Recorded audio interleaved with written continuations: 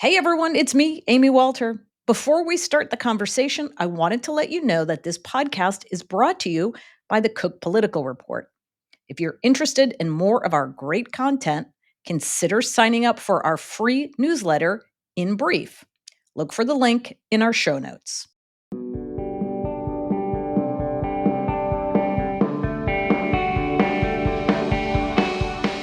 Hello and welcome to the Odd Years. I'm Amy Walter.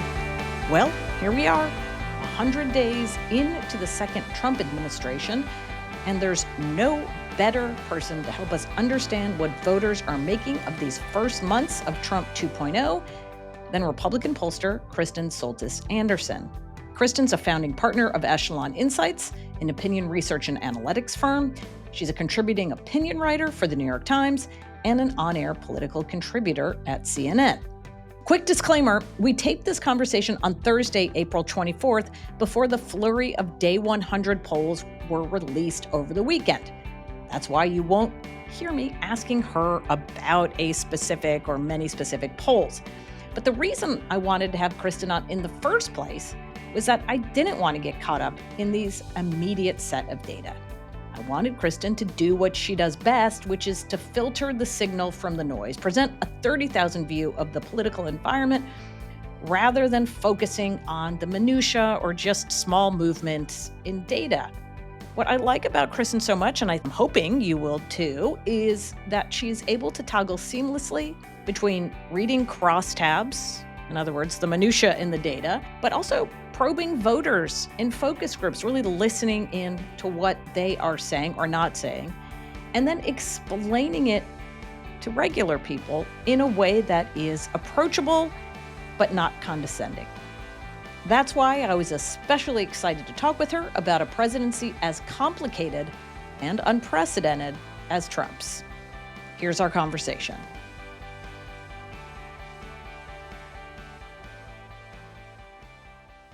Hello, Kristen Soltis Anderson. Hello, Amy Walter. I am so excited to have you on. You are one of my favorite people, and you help decipher the world in a way that I think is so smart and thoughtful, but approachable, which is why you were the perfect guest for the 100 Days In podcast. But before we get into all of the data and the analysis that you do, I sort of wanted to step back and have a more existential question for you about how you approach data. And I think, especially now at this time where there's so much polling out there, people are talking about it in conversations. You know, they're not necessarily political people, but they have data in front of them now more than ever. I want you to help sort of demystify polling and what it does and doesn't tell us, how you approach looking at the data, how you approach the answers you get from voters, and what it can really tell us. So I love what I do in the polling industry because my job is to be a good listener. That's the Mhm. number one thing that as a pollster you should be aiming for at all times. My job is to put interesting questions out there, see what I get back, and try not to put too much of what I want it to say or what I think it should say. Try not to put too much of that into how I'm approaching things.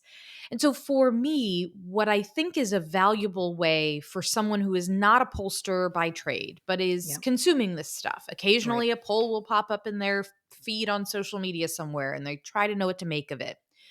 I always caution people, one, if you see a number that confirms exactly what you think voters should be feeling, be cautious. There are probably other data points out there that tell a different story.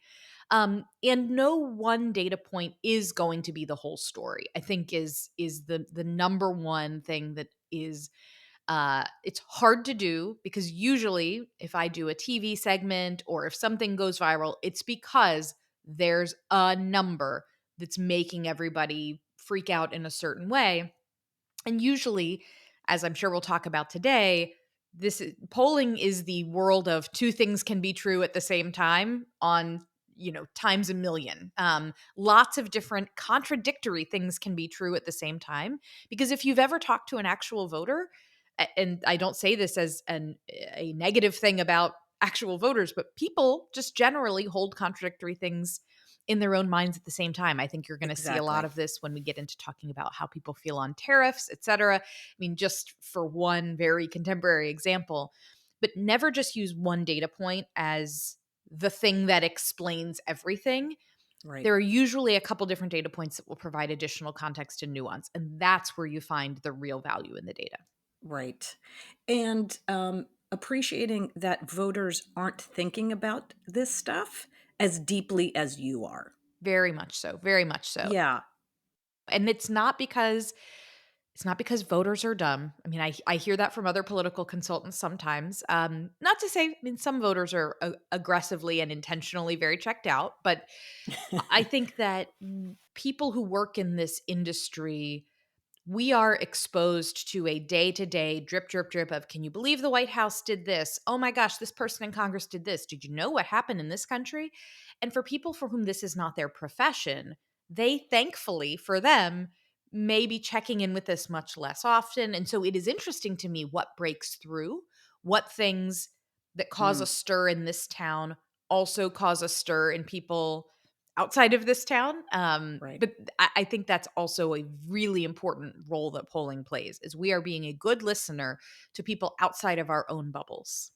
And you do focus groups as well. And you and Margie O'Mara, who used to host a podcast together. I miss the Pollsters podcast. I do If you too. ever want to bring it back, um, talk about how focus groups intersect with just the hard data numbers that you're getting from survey research.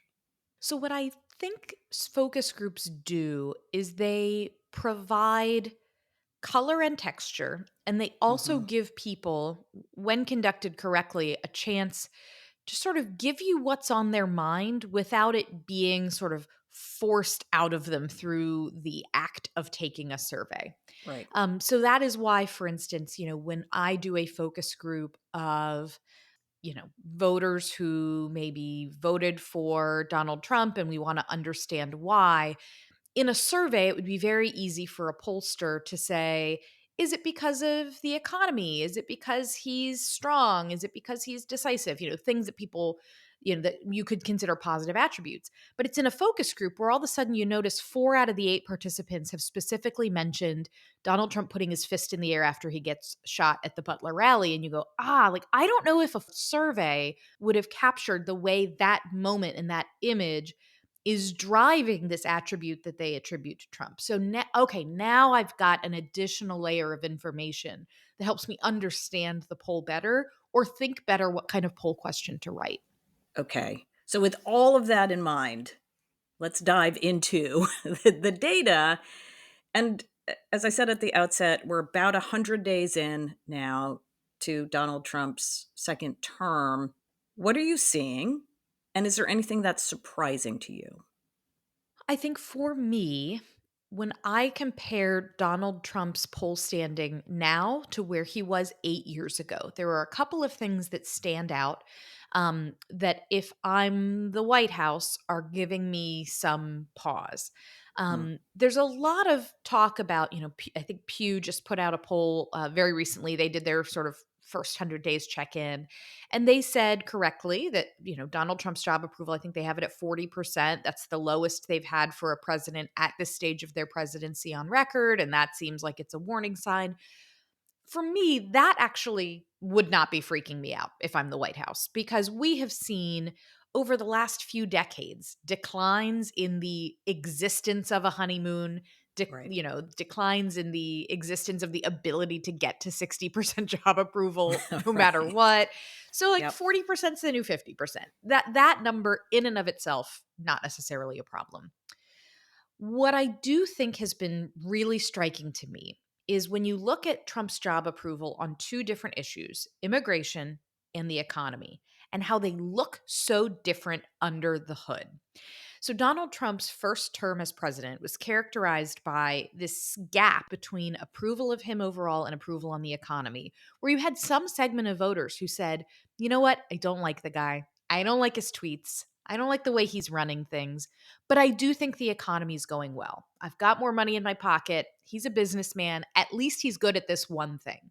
So when you start looking at the numbers now and you see that his job approval on the economy is below his job approval overall, that's a pretty big inversion of what used to be his big strength. And the thing that to me makes it the most striking is when you look at the intensity of approval. So when we ask job approval, we don't just ask, do you approve or disapprove? We then ask people, would you say that's strongly or just somewhat?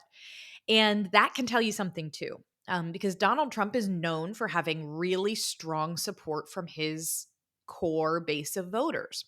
But when I look at the crosstabs of my most recent survey, we looked at people who voted for Donald Trump. So that's not necessarily just the MAGA base. There are plenty of people that voted for Donald Trump who think he's fine, but Yep. he was better than Kamala Harris. Right. They're not like wearing red hats necessarily, but they are Trump voters. When I look at Trump voter attitudes about what he's doing on immigration, his job approval on immigration there is through the roof and it is intense. Almost 3/4 of voters who voted for Donald Trump say that they strongly approve of what he's doing on immigration. And bear in mind, this survey was in the field post all of this El Salvador stuff that is causing a lot of outrage, these clashes with the court. They're aware of that. And they're going, yes, we like it, which is why I think you're seeing Donald Trump not back down an inch from any of this.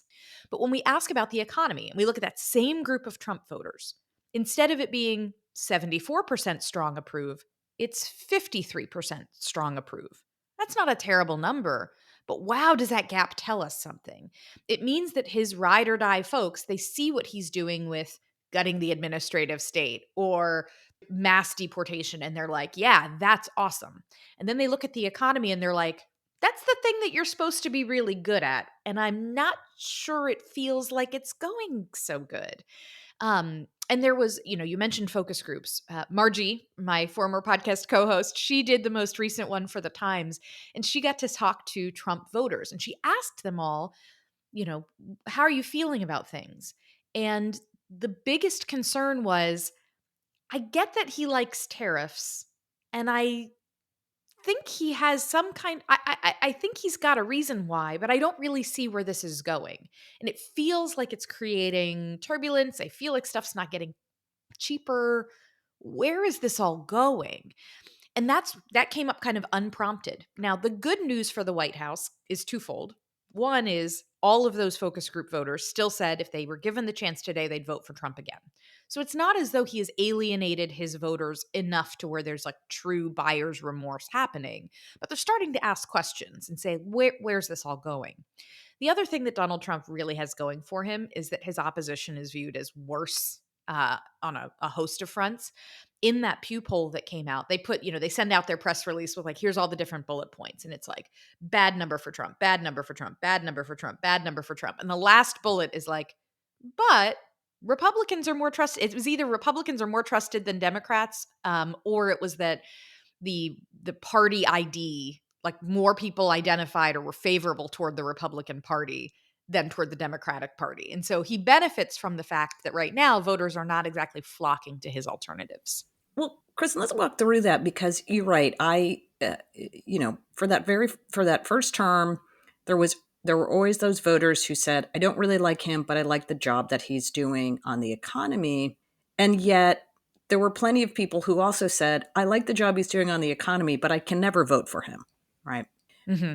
How do we get a sense, just looking at that economy number as a sort of barometer of his strength or weakness as a political leader Mm-hmm. of the Republican Party, as we're thinking through, obviously he can't run again, but as we're thinking through what it means for the party as we're going into a midterm, like how is that the way that people think about Trump handling the economy? How does that filter down to voters' perceptions of the party overall as they go to the ballot box a year and a half from now?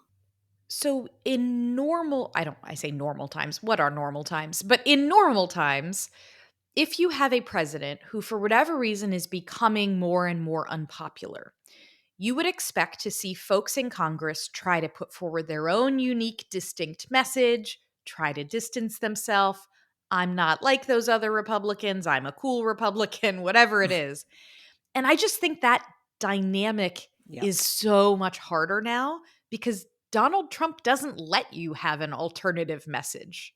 Donald Trump is the message. Right. And I think enough Republicans have been uh, either they've really just come around to saying, look, this is the only guy on our side who can win. So it seems crazy, but I'm in for it. Or they fear that, you know what, we've declared Donald Trump politically dead before, and that zombie always comes back. Yep. We thought he was gone after January Yep. 6th, and he came back, and we thought he might have been gone after the indictments and the convictions, and he was not gone. And so I'm not crossing him. I'm not distancing myself from him Yep. because that never turns out well for Republicans who do that. So I think you are unlikely to see Republicans like they're all in. Like You're what attached, happens right? to So this tariff thing works out, it doesn't work out. They have very little, even though we know they actually have incredible power as a member of Congress to do something about these tariffs, right? They can actually stand up and say, no, we're going to take our constitutional power back and we're going to say, nope, we're passing legislation stopping these tariffs. But to your point, if they do that, there's a bigger risk in angering Mhm. the base. Well, and I also wonder if the lack of congressional action is not the same as Congress doing something people don't like. Like I do think that it's harder to Mm. run an ad that says don't vote for this person. They could have stopped Trump and didn't, versus don't vote for this person. Look at this horrible bill they voted for, or look at this horrible Mhm. vote they took. The absence of a vote, I do think, is harder to message on. But like right now, Republicans, they are perfectly happy for this to be the Donald Trump show. Again, they think he's the one that has figured out the winning formula. He knows something about how to do this that we don't. So we're in for him.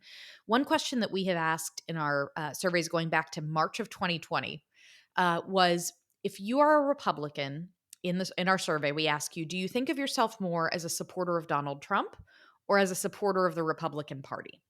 And back then, it was leaning slightly more toward Donald Trump, but it was a presidential year. We were a nation in crisis. Like that kind of makes sense.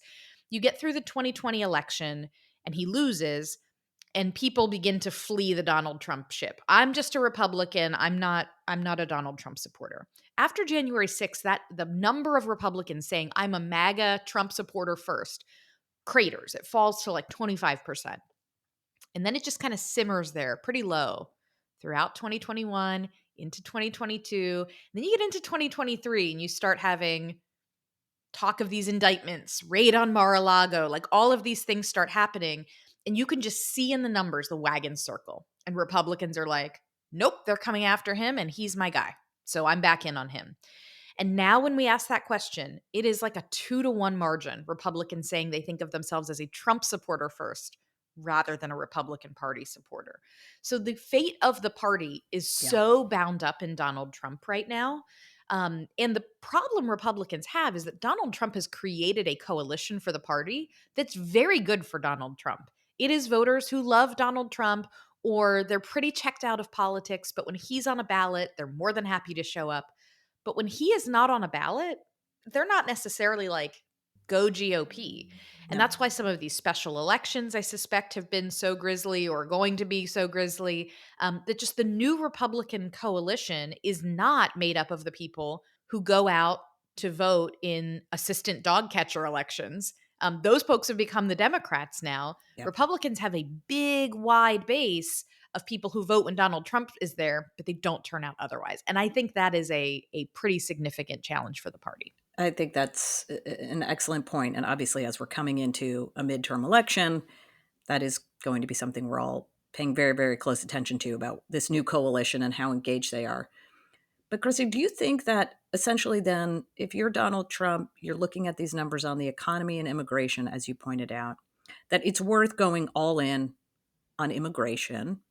Or is there also a risk that that's an overreach in the sense that the people who voted for you last time around not necessarily because of immigration, though maybe they liked it, but really it was, I want him to lower prices. The economy's not working for me. That is something that either turns them off, they don't like what he's doing, or they feel like he's talking about something that isn't the top issue for me. So I think it really goes back to the question of what do you think voters voted for Donald Trump to do? And I have no doubt that members of his core base, the people who would have voted for him no matter what, are saying, close the border, fix immigration.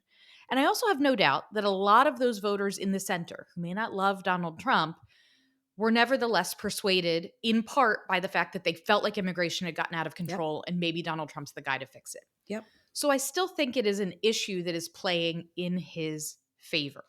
However, there's also the question of what are you focusing on? And even if the actions he is taking on immigration are generally still popular with the people who voted for him, I still think the number one issue is the number one issue.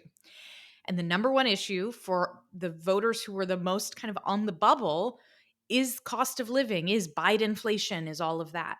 And so that's why I think if it becomes, it's less risky that his voters will suddenly decide, please stop deporting people. I really think, I mean, you could get to a place where there are more sympathetic situations and so on, but right now that is not what has emerged or what I am seeing in the data.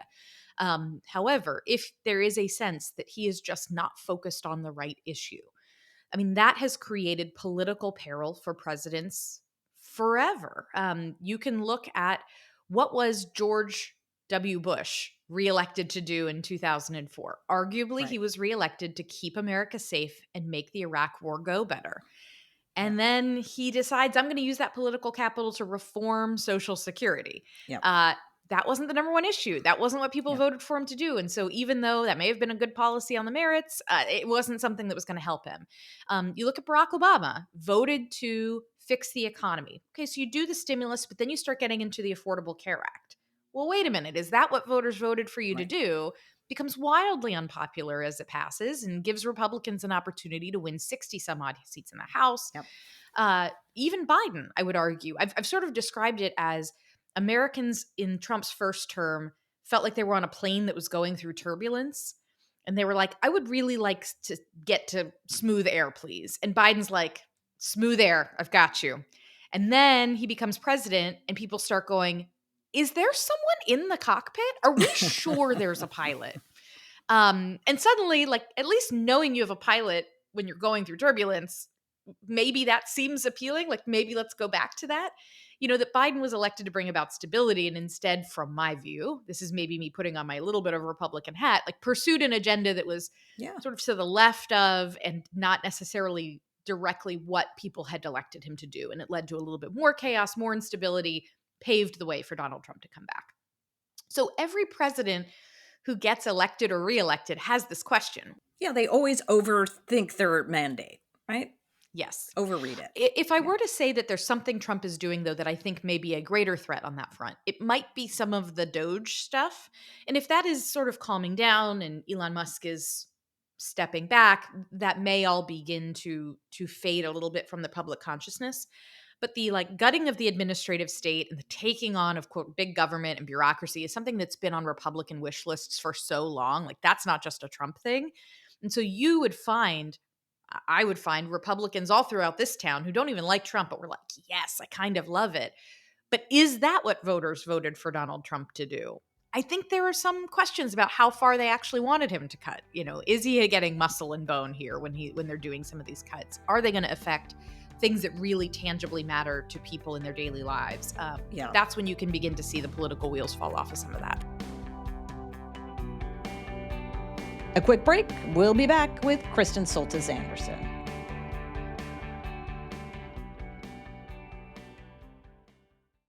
It might be a political odd year, but here at the Cook Political Report, we're as busy as ever. Over the last few weeks, we've rolled out our race ratings for governors, the House, and the Senate. It's not too early to think about next year's midterms, and we have everything you need to know about these races. But it's only available to Cook Political Report subscribers. So don't wait.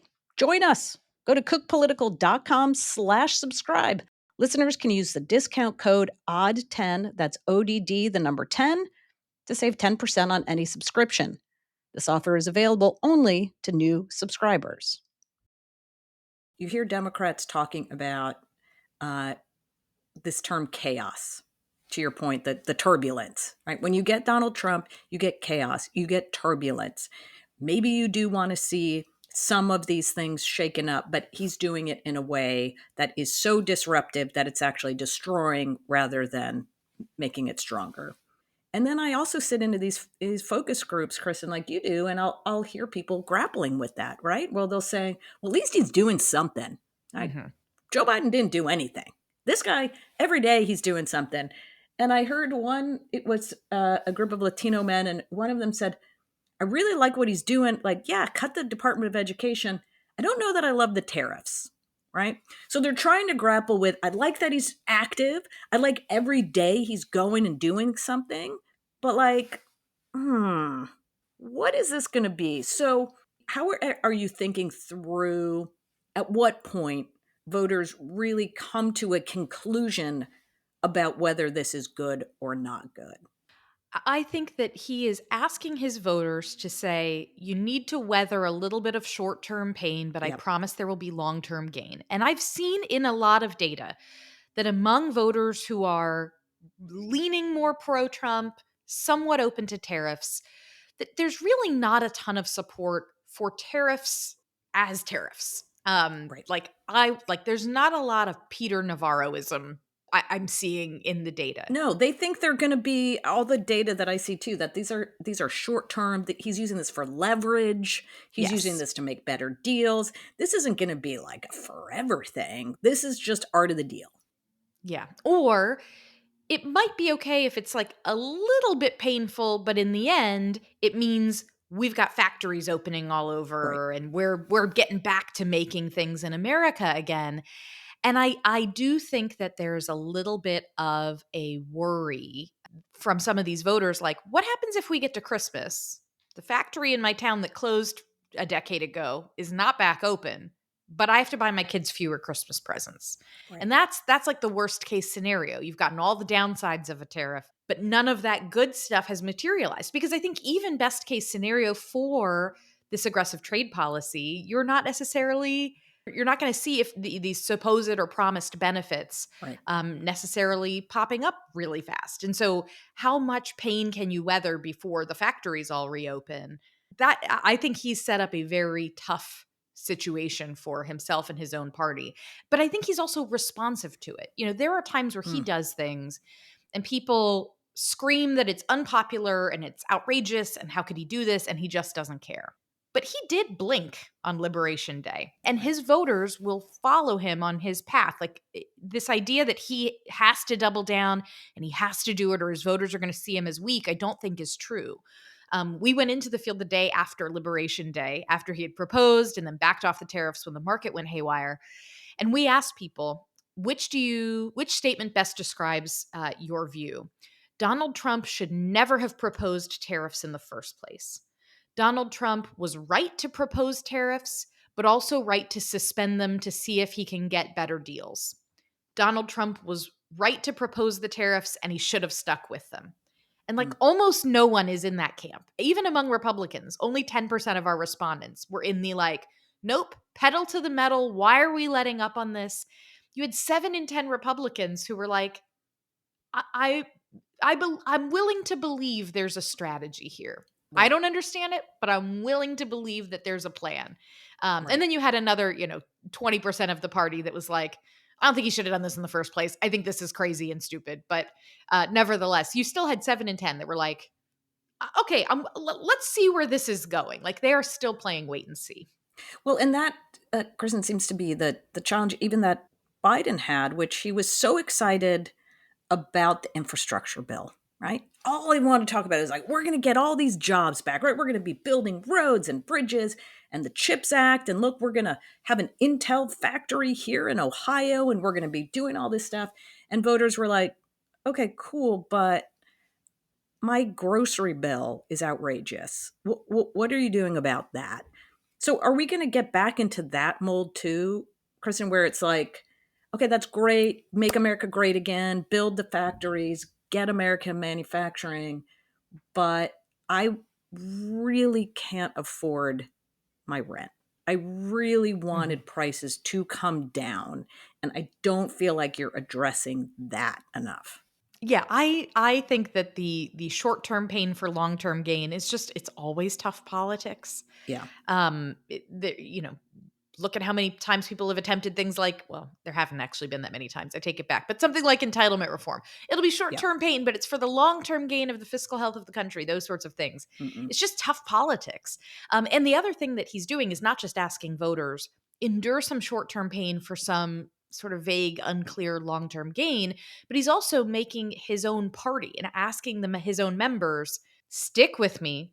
Short-term political pain. Some people might yell at you in some town halls, but long term, people are going to see that we're right, and it's going to be a benefit to our Right. party over the long haul. And that's just also a hard thing to ask, especially when you've got these folks in the House that are up for election every 2 years.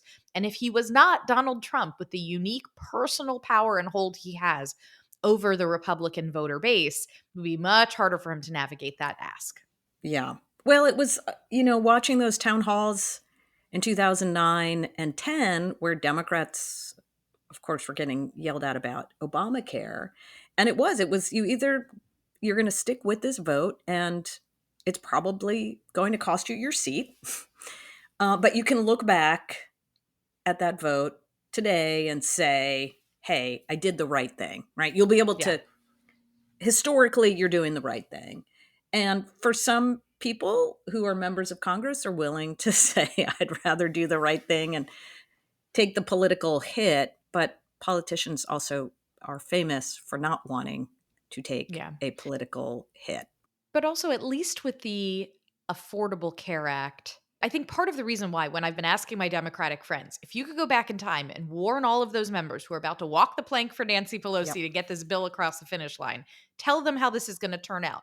Tell them that you are going to lose a Senate seat in Massachusetts because people are going to hate this so much. Do you go back and send that warning? Or do you just like let them walk the plank now, knowing Right. what you know? And 100%. Oh, I don't try to discourage people from voting for this bill. In the end, we know it's a good bill. In the end, it's all going to be fine. And I think that's fascinating. With the tariffs, the question is, what's that end game, right? Democrats had been Right. wanting to remake the healthcare system for a long time. Right. Republicans have not been wanting to remake global trade Mm. for a long time. The tariffs thing is a little bit newer, again, which is why you don't find a Yeah, that's huge so number of fascinating. Republicans who are genuinely diehard tariff fans. They're genuinely diehard Trump fans. And because Trump likes tariffs, it's like the transitive property. Okay, well, he likes them and I like him, so I guess I like them. That's not the same as the party like craving tariffs. Right. And yet, tariffs are wrapped into this broader concept of what does it mean to be what does the MAGA party mean? And essentially, it means bringing America back to a place where we did stuff, manufactured stuff, produced stuff in the country. And whether that comes from closing, right? And it's in every piece of his agenda, closing borders, the way in which we are interacting with the world, with foreign aid, and now with tariffs, it all is leading to the same place. And I guess that's the question, Kristen, because he has certainly remade the Republican Party. There's no doubt about that in his image. But it seems as if he has remade the Democratic Party as well, Mm-hmm. right? Every action has an equal and opposite reaction. So talk to us a little bit about that. Where does we always hear about, well, where does the Republican Party go post Trump? Well, where does the Democratic Party go Oh, yeah. post Trump? I don't know the answer to that. So one, you're right. Donald Trump is excellent at moving voters and not only his own voters, but now suddenly like the Democratic Party just like hates tariffs. Like they think tariffs are terrible. It's kind of fascinating. Everything Donald Trump touches, just immediate like polarization Yep. happens. So what's happening on the Democratic side, I think, is going to be fascinating because so think about all the reasons you just gave for why something like tariffs is so core to Trump's message. The idea that like America's been getting screwed. We've been too nice to the rest of the world and nobody's grateful to us for it. We don't make things here anymore. We've let the rest of the world eat our lunch. Yep. And what is the Democrats' answer to that? If the answer is like, No, we haven't been getting treated unfairly by the rest of the world. Like, that's kind of a hard message.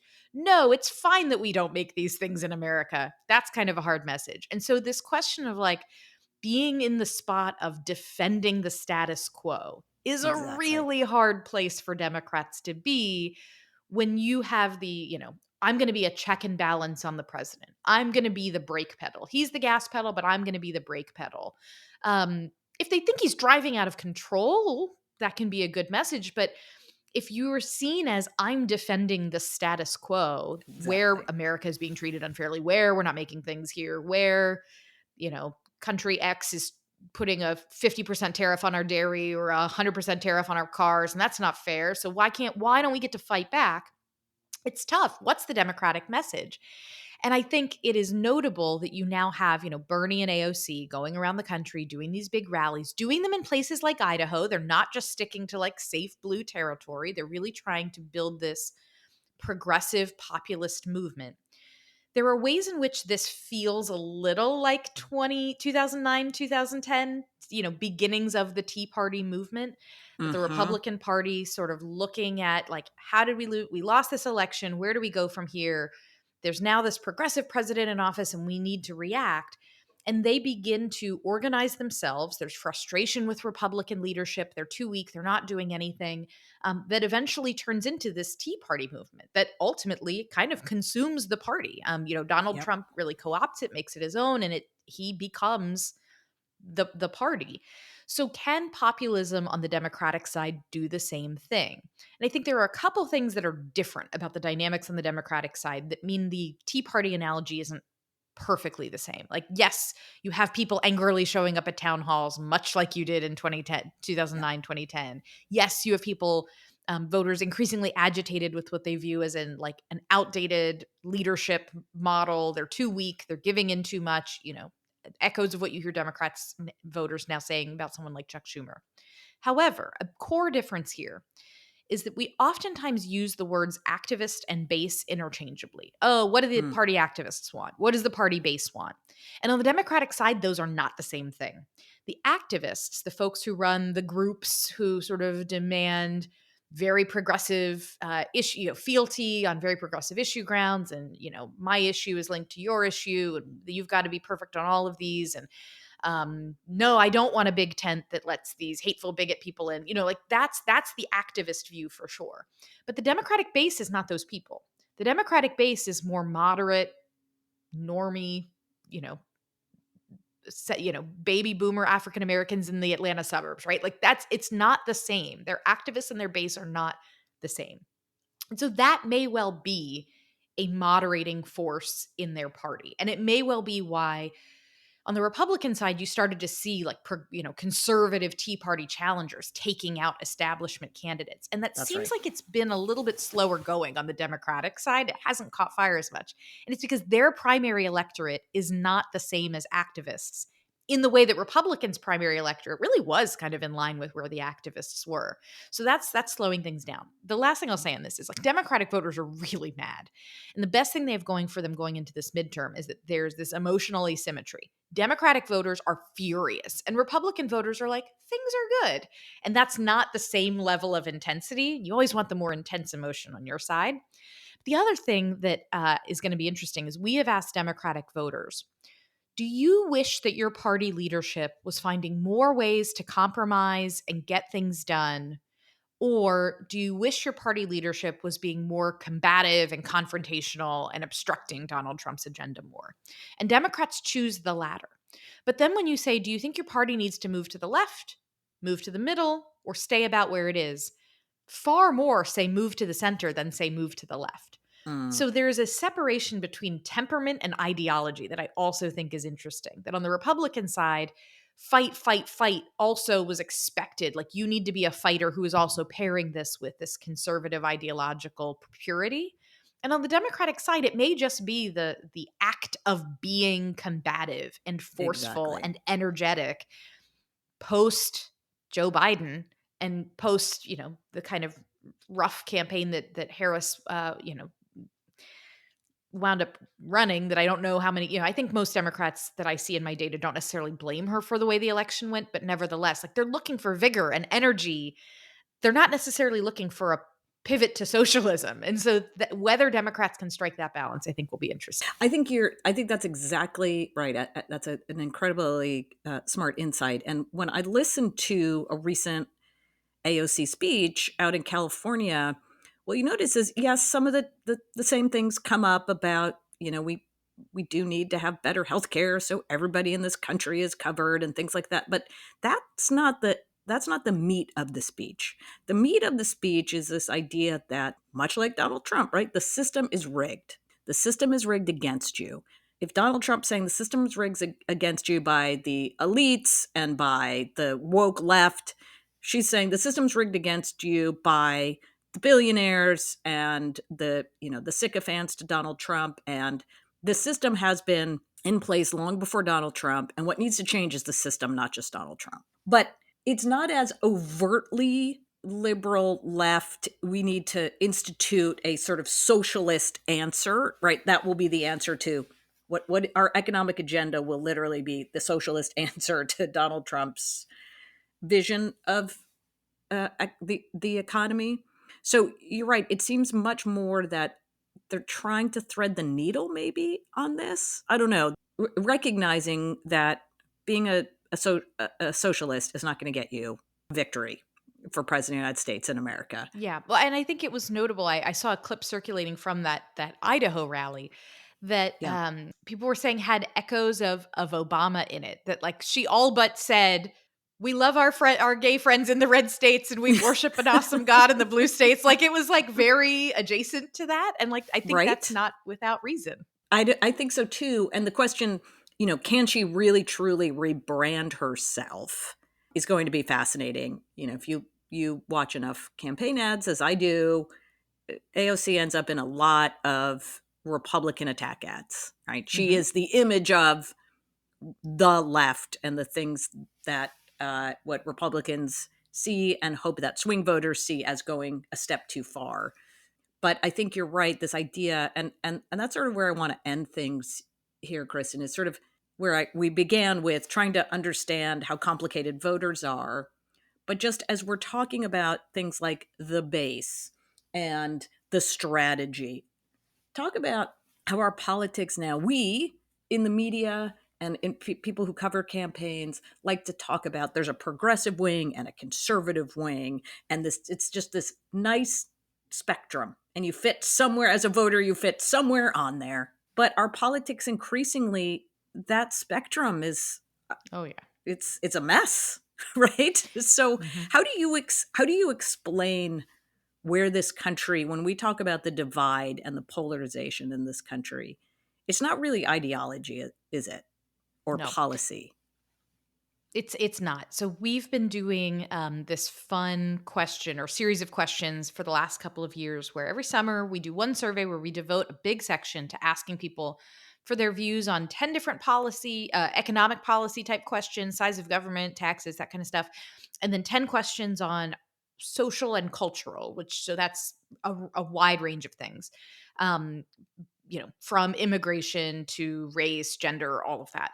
And then we give people a score based on, like, how strongly they agree with certain statements or disagree. And if you are like, I'm all in, strongly agreeing with all the conservative positions on everything, then when we plot you out on this chart, you're up in, like, the top right corner. And if you are all the liberal positions on everything strongly, you're down in the bottom left corner. And very few people are in that bucket. I think it's only like, 1 in 6 wind up being pretty darn conservative on most things, 13% on the liberal side. There's a ton of voters that are in the middle that are choosing a little of column A and column B. But the reason why I remain so bullish on somebody like an AOC for the Democratic side or a JD Vance for the Republican side, and why I still think this populist moment is a really big deal and not going anywhere, is when we look at which voters fall into the, like, I'm more socially fiscally conservative but socially progressive. we find that's only a small handful of voters. Right. And they all There's live in the DC media market. It's all my friends. But then there's this huge group of people who are very open to a robust role for government, even as they are a little bit more, they're not all in on the progressive social stuff. And it seems to me that AOC is waking up on that in the same way that JD Vance on the Republican side sort of has woken, seemed very well aware, as did Donald Trump. There's a lot of people that vote Republican that could not care less about free markets and Right. like carried interest and those sorts of things. And so is the future of the party recapturing that like Mike Bloombergian view of the center, or is it like fish where the fish are? There's a lot of fish in that more populist type pool. And it seems to me that both AOC and JD Vance have the instinct to know like that's where there are more voters that may be available to me. Right. Kristen Soltis Anderson, fantastic conversation. Thank you for taking all this time with me. Thank you for having me. You've got a busy schedule, but we will talk soon. I hope so.